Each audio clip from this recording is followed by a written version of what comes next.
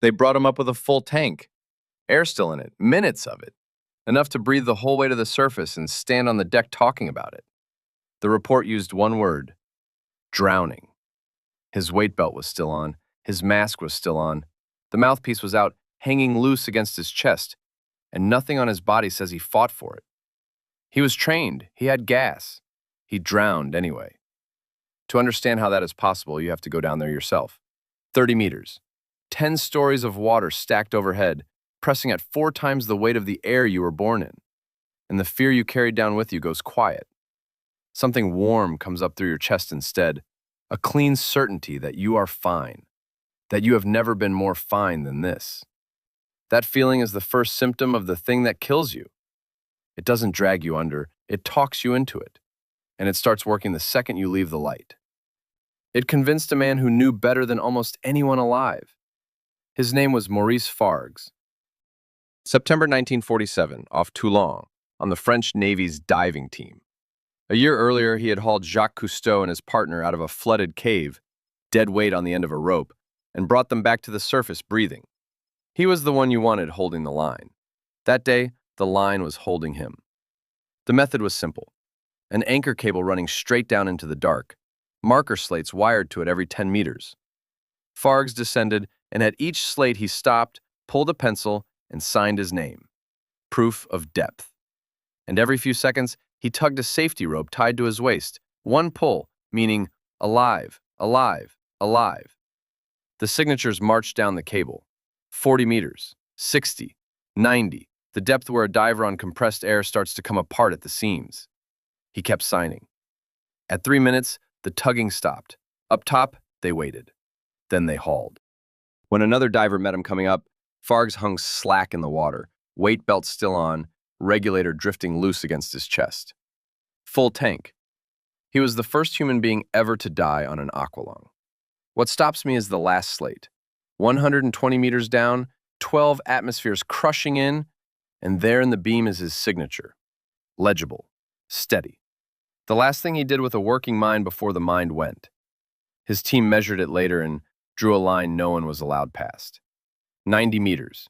Below that, on air, you are somewhere your brain cannot follow you. They gave the thing a name, and the name told you it was never the water you should have feared. They called it the rapture of the deep. And the enemy in that name is not the sea, it is the air in your own tank. Ordinary air. The same nitrogen you have breathed every second of your life, doing nothing, going in and out untouched.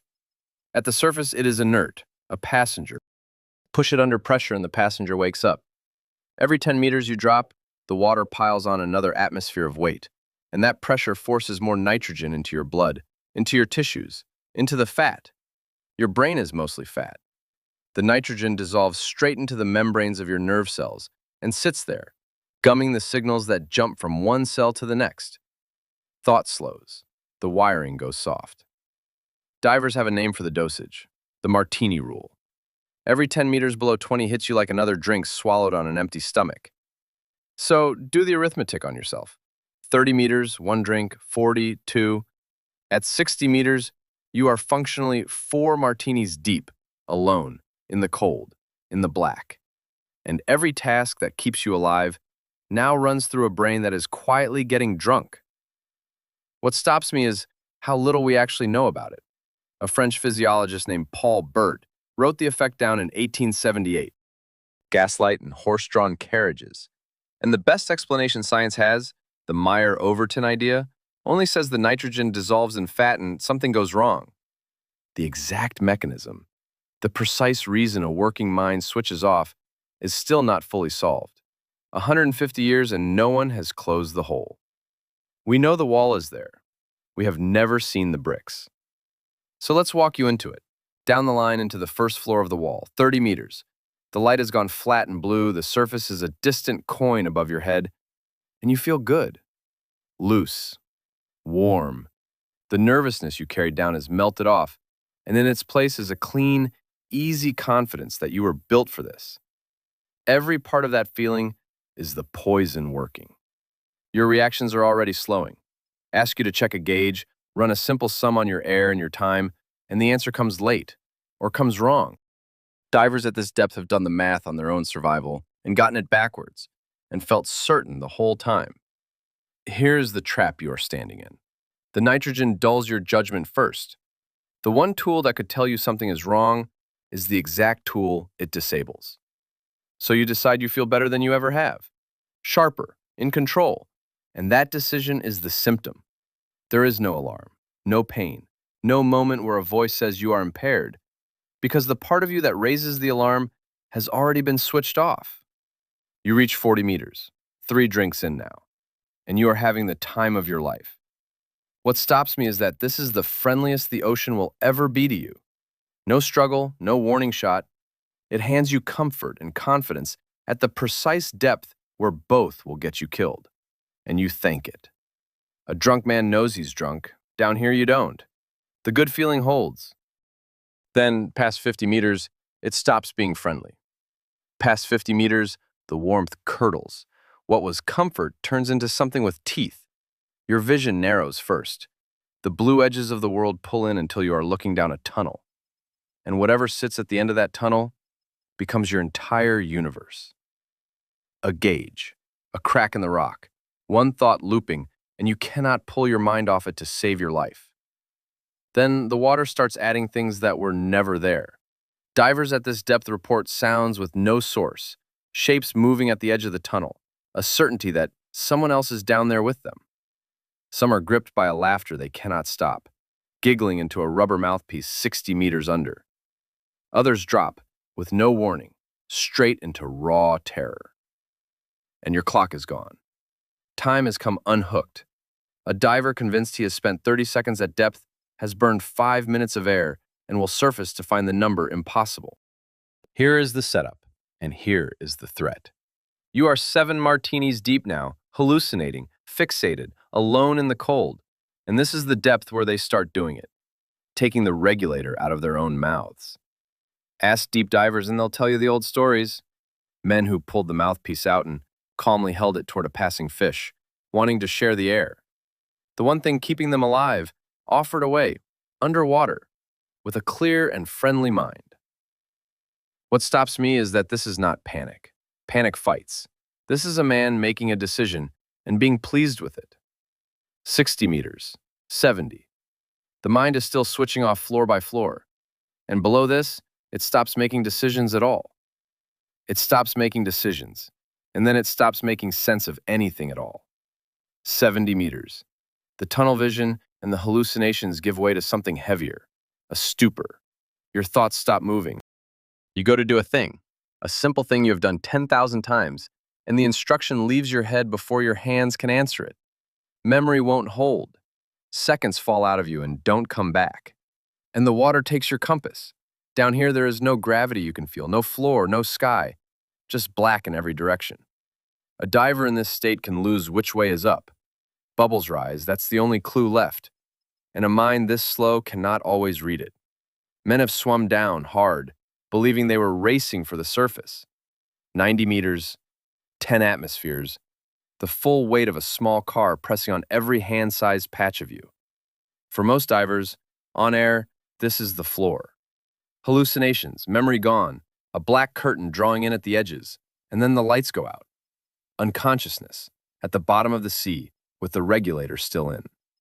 What stops me is a single administrative fact. So many people died chasing the deep air record past 120 meters that Guinness quietly stopped keeping it. They will log the fastest, the oldest, the strangest things a human body can do. They will not print this one anymore. They took the record off the books to stop people dying for a line in it. A number so lethal, the record keepers refused to hold it. And still, that was never the worst thing waiting down there. The worst thing waiting down there doesn't hurt. That's what makes it the worst. Picture what you expected drowning to be. Clawing for the surface, chest burning, the animal fight for one more breath, everything in you screaming to live. The rapture takes all of that away. There is no burning because you have air.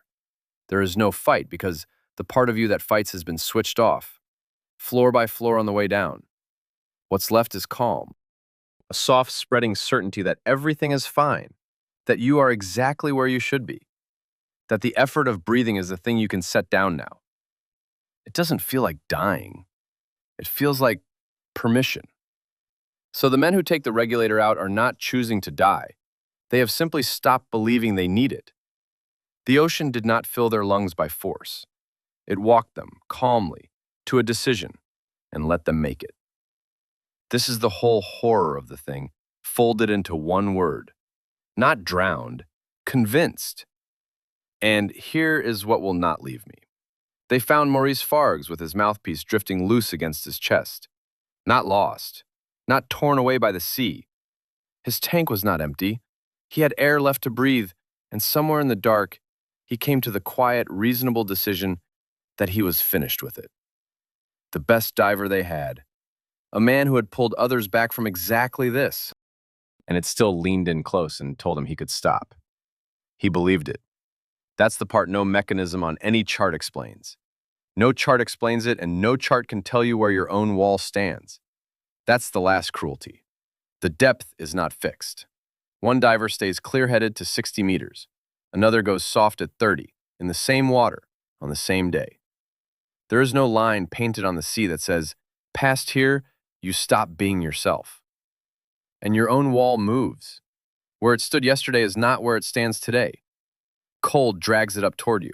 So does hard work. So does fear. So does the carbon dioxide building in your blood when you're breathing fast and scared. Every one of them reaches into the deep and slides the wall shallower, closer, up to where you thought you were safe. There is a cure. It's almost insultingly simple. Go up. 5 meters, sometimes less. And the nitrogen thins and the mind comes back like a light switched on. But read that again. To save yourself, you have to decide to rise.